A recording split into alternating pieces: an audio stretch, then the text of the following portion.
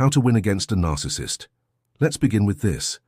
Studies show that nearly 1 in 6 people will experience a toxic relationship marked by narcissistic abuse. That's not a rare problem. It's millions of lives quietly damaged every single day. And here's the chilling part. 57% of victims report doubting their own memory after constant gaslighting, as if their mind no longer belongs to them. This is why breaking free feels impossible. But is it really? Or are there strategies rooted in philosophy, psychology, and neuroscience that can turn the balance of power back in your hands? Stay with me, because in the next minutes, you'll discover truths that can change how you see manipulation forever. Before we dive deeper into this journey, do me a favor. Make a sign that you're ready. Like the video, share it with someone who needs strength, write thank you in the comments, or subscribe to join this fight. Marcus Aurelius once wrote that people are not disturbed by events but by their judgments. Seneca warned that appearances seduce faster than truth. Carl Jung said, "The meeting of 2 personalities is like the contact of 2 chemical substances." If one sparks, both are transformed. These ideas explain why millions today still fall into the trap of narcissists. Studies show that about 6% of the population has narcissistic personality disorder.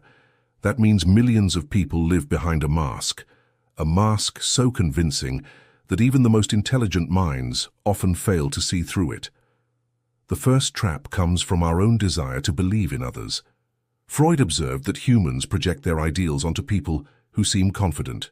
We meet someone who radiates certainty, and our brain releases dopamine. The numbers are clear. Research from the Journal of Personality Disorders shows that people with strong charisma activate the same reward centers as addictive drugs. This is why a narcissist's smile can feel like a promise, not because the smile holds truth, but because the brain wants it to be true. We fall not because we are weak, but because we are wired to trust. From childhood, our survival depended on recognizing authority and charm. A narcissist knows this instinct well. They mirror back our dreams, our fears, and our desires. Epictetus said, "It is not what happens that matters, but how you respond." Yet when a narcissist enters our life, we often don't respond. We react. And reaction is exactly what they exploit. Consider the story of Elizabeth, a successful lawyer in New York. She described how her partner seemed perfect for the first year.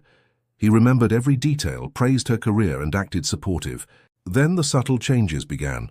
Criticism hidden in jokes, sudden silences when she did not agree. Within 2 years, she doubted her own memory. Studies confirm her story. Psychologists call this gaslighting, a tactic that erodes self-trust. A study from 2018 found that 57% of people in toxic relationships reported losing confidence in their memory. That is not weakness. It is a neurological effect of constant doubt. The mask works because it is tailored to each victim. Narcissists do not show the same face to everyone. To one person, they are the protector. To another, the victim. To a third, the lover who seems irreplaceable. Neuroscience explains why this strategy works. Mirror neurons in the brain respond to the emotions of others as if they were our own. When a narcissist cries, our brain feels real empathy. When they flatter, we feel real pride. The danger lies in forgetting that these signals were designed, not born. Why do smart people fall? Because intelligence does not protect against emotional hunger. Harvard psychologist Daniel Goleman noted that emotional intelligence often matters more than IQ in relationships. Narcissists sense those emotional gaps. If someone craves validation, they provide endless praise. If someone fears abandonment, they offer constant presence before later pulling it away. Research shows that intermittent reinforcement, the same method used in casinos, is one of the most addictive patterns in human behavior. Love mixed with rejection becomes harder to escape than love alone. History is full of examples. Napoleon Bonaparte, described as charming yet ruthless, often disarmed allies with affection before discarding them. In modern times, celebrities like Marilyn Monroe were surrounded by manipulative figures who fed on their need for approval. Even powerful leaders, philosophers, and thinkers were not immune. If they could fall into the trap, how much easier is it for ordinary people searching for love or guidance?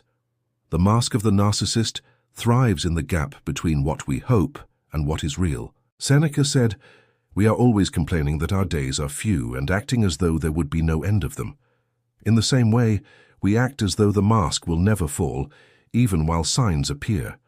The laughter that suddenly feels forced, the care that becomes conditional, the subtle pull between admiration and fear. The truth is harsh but necessary. Falling into the trap does not mean failure, it means being human." Studies suggest that people who escape narcissistic relationships often gain stronger resilience later in life. They report higher self-awareness, sharper boundaries, and a deeper sense of purpose. In fact, survivors often become the ones who guide others through the same fire. That transformation begins with one step: recognizing the mask and daring to see beyond the charm. Aristotle once said that knowing yourself is the beginning of all wisdom. Carl Jung expanded on this, claiming that what we fail to make conscious returns later as fate. Sigmund Freud warned that repression and hidden desires drive more of our actions than we admit.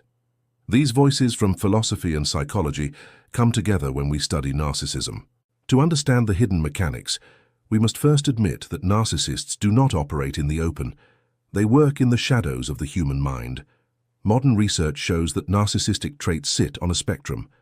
Not every narcissist is the same, but all share one thing: an inflated self-image built to hide deep insecurity. According to the American Psychiatric Association, narcissistic personality disorder affects around 1 in 16 adults.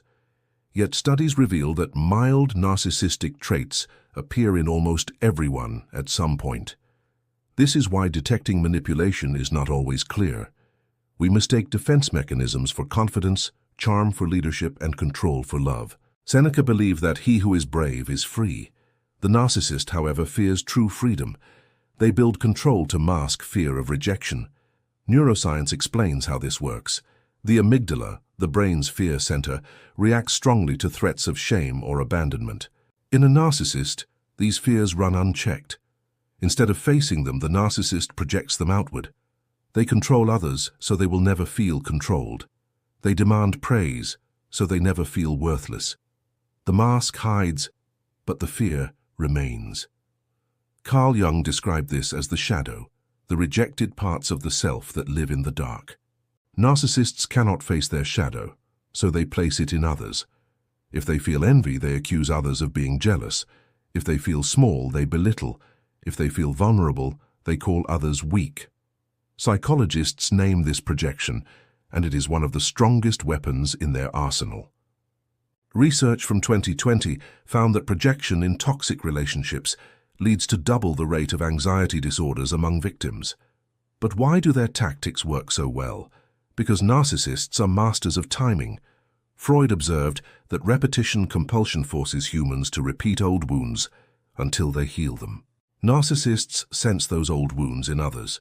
If someone grew up seeking a parent's approval, the narcissist provides endless validation at first. Then they slowly withdraw it, recreating the original wound. The victim feels trapped, not realizing they are fighting both the narcissist and their own past. Epictetus taught that no one can harm you without your consent. Modern psychology agrees but adds complexity. Our consent is often unconscious.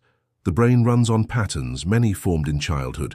Narcissists exploit these patterns like expert chess players. They know when to flatter, when to withdraw, when to explode. This is not random. It follows the same cycle studied in behavioral psychology: idealization, devaluation, discard. Studies show that this cycle can create trauma bonds similar to addiction. The victim stays, hoping the high of the early days will return. History again offers examples. In ancient Rome, emperors like Caligula charmed senators before destroying them. In modern politics, leaders with narcissistic traits often rise quickly, using charisma to rally followers. Studies in political psychology show that audiences respond more strongly to confidence than to truth. This is the same mechanism that plays out in personal relationships. The louder the narcissist speaks, the more silence they create in others. Carl Rogers, the father of humanistic psychology, said that people grow when offered unconditional positive regard. Narcissists reverse this principle. They offer conditional regard: love when you obey, silence when you resist. Over time, the victim's sense of worth shrinks. A 2019 survey found that 80% of people in narcissistic relationships reported chronic self-doubt even years after leaving. The damage is not only emotional. Brain scans show that repeated emotional abuse shrinks the hippocampus, the region tied to memory and learning.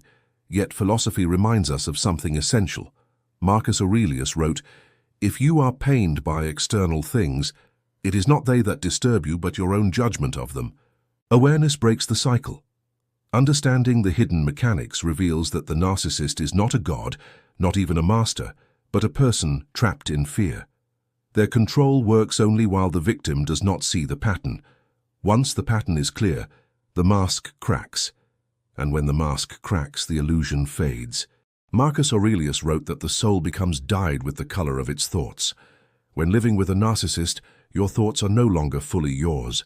They become painted, twisted, and bent by constant influence.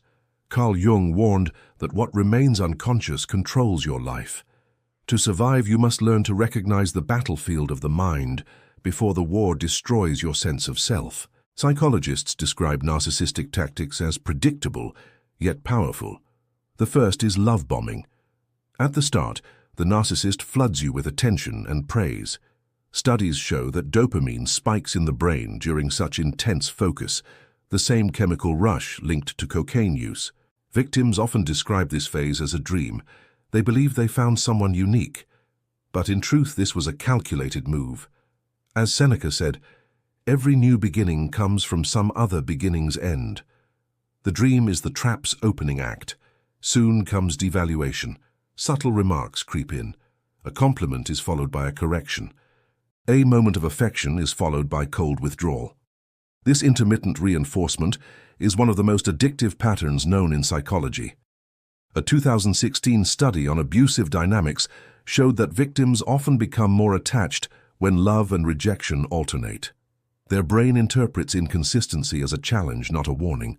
They try harder, seeking the return of the perfect early days. This is the battlefield. Your own longing becomes the enemy's weapon. Gaslighting is another tactic. The term comes from a 1944 film where a man manipulates his wife into questioning her reality. Today, the word describes the same mental twisting. The narcissist denies what you saw, questions your memory, and mocks your feelings. Over time, doubt replaces certainty. Research shows that gaslighting victims display symptoms similar to those with PTSD. Memory shrinks, confidence disappears. The battlefield is no longer outside, it is inside your own mind. Projection follows. If the narcissist feels anger, they accuse you of rage. If they lie, they accuse you of dishonesty. Jung called this the shadow, the rejected self thrown onto another. Victims often accept the blame, believing they are flawed. Studies show that constant projection leads to a sharp rise in anxiety disorders. You fight ghosts that were never yours. The narcissist wins because you no longer know where you end and they begin. Control extends further. Isolation becomes a subtle weapon. Friends complain that you no longer call. Family visits fade. At first, you believe this distance is your choice. Then you notice how the narcissist reacts with anger or sulking whenever you seek outside support. A 2019 study found that isolation is one of the strongest predictors of long-term emotional damage. Without outside voices, the narcissist's voice becomes the only truth. The battlefield grows smaller until it fits inside their control. Even silence becomes a weapon. Known as the silent treatment, it triggers panic in the brain. Neuroscience shows that social rejection activates the same pain centers as physical injury. Victims describe the silent treatment as unbearable. The narcissist knows this and uses silence to force compliance. Freud once said that unexpressed emotions never die. They are buried alive and come forth later in uglier ways. The silent treatment buries fear and guilt deep into the victim's mind, making escape harder. Why must you recognize these tactics early? Because time is the narcissist's ally. The longer the game, the more your brain rewires around their control. Studies show that even short-term exposure can alter stress hormone levels. Chronic exposure damages both mental and physical health. High cortisol levels linked to toxic relationships increase risks of heart disease, insomnia, and depression.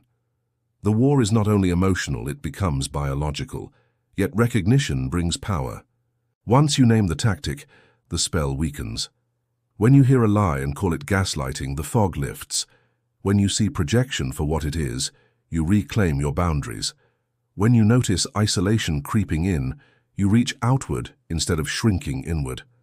Marcus Aurelius reminded himself daily that others may act unjustly, but his mind remains his own. In the same way, knowing these tactics restores your inner ground. The battlefield is no longer theirs. It becomes yours again. Seneca once said that no man is free who is a slave to fear. Carl Jung believed that the most terrifying thing is to accept yourself completely. These ideas echo in the struggle against a narcissist. The cycle of idealization, devaluation, and discard can feel like an unbreakable chain. Yet history, psychology, and philosophy all prove that the cycle can be broken. Not through chance, but through strategy. The first step is awareness. Studies from the National Institute of Mental Health show that naming abusive behavior reduces its psychological power. Victims who learned to identify gaslighting reported 40% lower stress levels within months. Awareness is not passive, it is a weapon. Marcus Aurelius reminded himself each morning that people he met would be manipulative or arrogant, but that he still had power over his response. In the same way, expecting manipulation prepares your defense before the attack arrives. Boundaries form the second line of strategy. Boundaries are not abstract, they are visible actions. You decide what conversations end, what insults you refuse to answer, what contact you cut. Modern therapists call this radical boundary setting. Research shows that survivors who enforced boundaries early shortened the lifespan of toxic relationships by years. The narcissist depends on blurred lines. A clear wall forces them to face their limits. Silence can also become your weapon, but not the silence of fear, the silence of choice. When the narcissist provokes, your calm withdrawal denies them fuel. Psychologists describe this as the gray rock method. By refusing to react, you reduce the emotional reward they crave. A 2017 study found that emotional abusers often escalate when ignored, but eventually withdraw when the victim shows no reaction over time. The power dynamic shifts. The victim no longer dances to the narcissist's tune. Support networks matter. Narcissists isolate, but healing requires reconnection. Friends, family, or support groups provide what the narcissist cannot: perspective. Studies reveal that people in abusive relationships often underestimate the severity of the abuse until they hear their story reflected by others. Freud believed that bringing repressed experiences into dialogue creates healing. Talking breaks the spell. Community restores clarity. Inner work is equally vital. Cognitive behavioral therapy helps victims rebuild trust in their own mind. Meditation lowers stress hormones that toxic relationships elevate. Neuroscientists have found that regular mindfulness reduces activity in the amygdala, the fear center often hijacked by narcissistic abuse. Philosophy supports this too. Epictetus taught that we cannot control what others do, only our inner state. Each exercise in awareness, each moment of reflection, rebuilds the inner fortress. Cutting ties may be the final, most difficult strategy. Many resist because of hope that the good side will return. Yet studies prove the cycle rarely changes. In one long-term analysis, only 2% of diagnosed narcissists showed meaningful behavioral change through therapy. The odds are not in favor of reform, the odds are in favor of escape. Like an army withdrawing from enemy ground, retreat is not defeat, it is survival. Real stories confirm this. Consider Mark, a teacher who endured years of devaluation from his partner. He set small boundaries, ending phone calls at the first insult, leaving the room during gaslighting. Within months, he felt stronger. Within a year, he left completely. Today, he teaches students about emotional resilience. His story shows that breaking the cycle is not a single act, but a process. Each step weakens the narcissist's grip. The cycle thrives on silence, confusion, and fear. It breaks when awareness, boundaries, and support enter the scene. Marcus Aurelius faced wars on the empire's borders, yet his greatest strength came from discipline of the mind. In the same way, the war with a narcissist is not only outside, it is inside. By choosing clarity, by enforcing limits, by seeking allies, the victim turns the battlefield. The narcissist loses the script, and when they lose the script, their mask begins to crumble. Marcus Aurelius wrote that you have power over your mind, not outside events. Epictetus insisted that no man is free until he masters himself. Carl Jung believed that until you make the unconscious conscious, it will rule your life. These truths form the foundation of inner fortitude. To defeat a narcissist, you do not just need defense. You need confidence that cannot be broken, and mental armor that cannot be pierced. The first piece of armor is self-trust. Narcissists thrive by making you doubt your reality. They twist facts, deny what happened, and mock your memory. Over time, the victim stops trusting themselves. Studies show that long-term exposure to gaslighting reduces memory recall by up to 30%. To reverse this, survivors use journaling. Writing events as they happen creates an anchor against manipulation. Freud taught that what is written and expressed cannot be repressed. A daily record becomes both shield and weapon. The second piece is emotional regulation. A narcissist wants chaos because chaos makes control easier. When you react with rage or despair, they win. Neuroscience confirms this. High cortisol levels during conflict impair the prefrontal cortex, the brain's rational center. But mindfulness and breathing restore balance. A 2014 Harvard study found that meditation rewires brain circuits linked to self-control. Seneca called anger a form of temporary madness. By mastering calm, you deny the narcissist their battlefield. Confidence is not only calm, it is action. Victims often lose the ability to act freely. They wait for approval, fear rejection, and second-guess choices. Building confidence requires small, deliberate acts of independence. Call a friend without asking permission. Make a decision without explanation. Each act rewires the brain toward autonomy. Psychologists call this behavioral activation, a proven therapy against depression and dependence. Confidence is built not in thought but in action. Identity must also be rebuilt. Narcissists erase individuality and replace it with their version of you. To resist, survivors reconnect with forgotten passions. Music, art, study, sports. Activities that are yours alone. Jung saw creativity as the path to individuation, the full realization of the self. Modern research agrees. Creative expression lowers stress hormones and restores a sense of identity. Each moment spent in your passion is a moment outside their control. Physical strength supports mental armor too. Exercise is not only for the body. Studies from Stanford show that regular movement increases resilience against stress. Victims who train physically often describe feeling stronger emotionally. Marcus Aurelius trained as a soldier as well as a philosopher. He knew that the mind cannot endure if the body collapses. Discipline in the body feeds discipline in the soul. Spiritual strength plays a role as well. Whether through prayer, philosophy, or meditation, connecting to something larger than the narcissist breaks their illusion of power. Epictetus reminded his students that no tyrant could control their inner freedom. Neuroscience shows that spiritual practice activates brain regions tied to hope and resilience. Belief becomes a shield. It reminds the victim that the narcissist is not godlike, but deeply limited. Supportive mirrors help too. Narcissists distort reflection. They show you a twisted version of yourself. To correct this, you need healthy mirrors, friends, mentors, communities. Carl Rogers emphasized unconditional positive regard as the ground for growth. Studies prove that validation from healthy relationships restores damaged self-esteem. Hearing, "You are not crazy," may sound simple, yet it can heal years of silent wounds. The deepest armor is purpose. Viktor Frankl, a psychiatrist and Holocaust survivor, wrote that those with a why can bear almost any how. Narcissists want you to believe your purpose is tied to them. Breaking free means rediscovering a why that stands alone. A cause, a dream, a mission. Purpose transforms pain into strength. Research on resilience shows that survivors with strong life goals recover faster from trauma. The wound becomes not an ending but the start of transformation. Inner fortitude is not a single trait. It is a system of defense.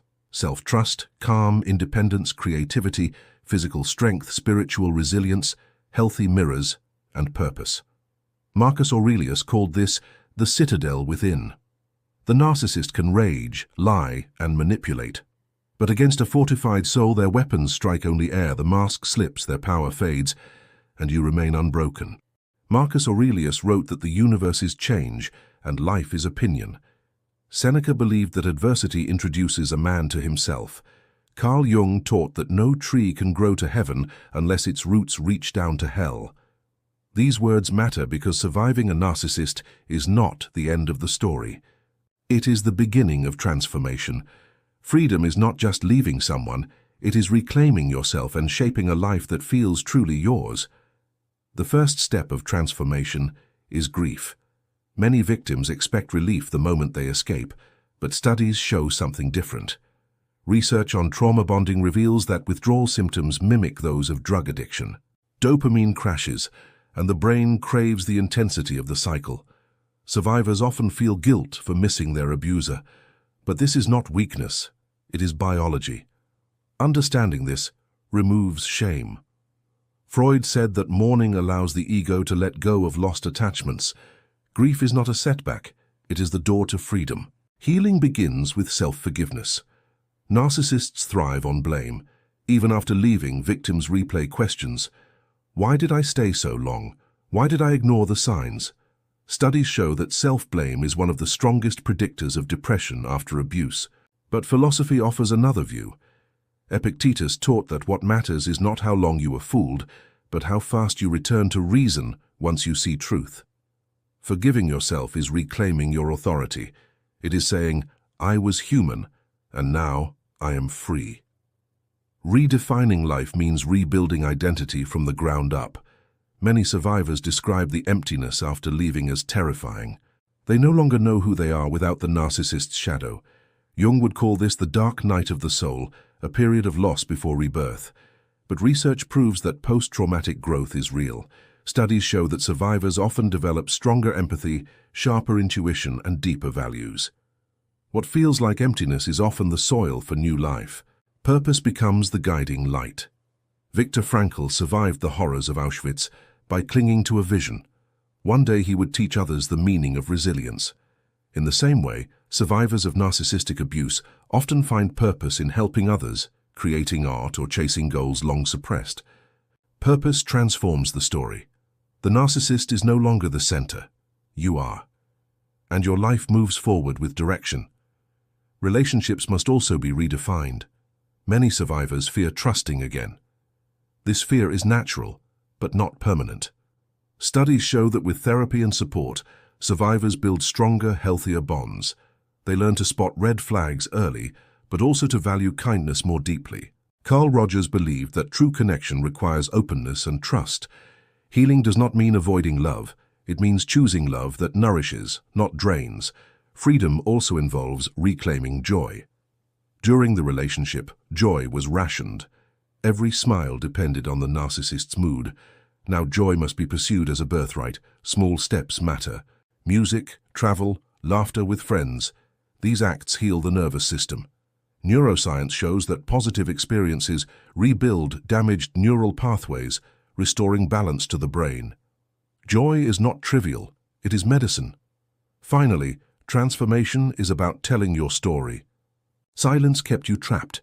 Voice sets you free.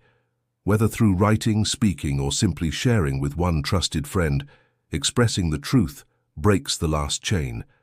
Seneca wrote that no man heals himself by staying in the shadows. Stories heal both teller and listener. Survivors who share their journeys often inspire others to leave, creating ripples of strength far beyond themselves. Freedom after a narcissist is not just survival, it is rebirth. You emerge with scars, but also with wisdom, with pain, but also with depth. The narcissist believed they destroyed you. Instead, they became the unwitting forge for your transformation.